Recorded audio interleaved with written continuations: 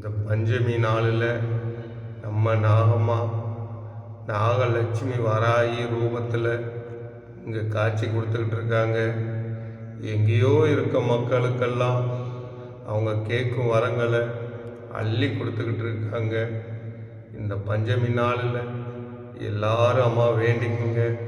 இங்கே கேட்குற வரத்தை எங்கே இருந்தாலும் அம்மா வந்து கண்டிப்பாக நிறைவேற்றுவாங்க. இங்கே அவ்வளவு ஒரு அற்புதங்கள் புரிஞ்சுக்கிட்டு இருக்காங்க.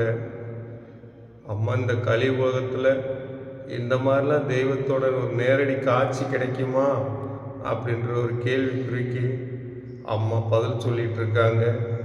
அத்தனை ரூபங்களாக அவங்களுக்கு வந்து நம்மளுக்கு இங்கே காட்சி கொடுத்துக்கிட்டு இருக்காங்க. அம்மாவோட பெருமையை சொல்கிறதுக்கு வார்த்தை இல்லை.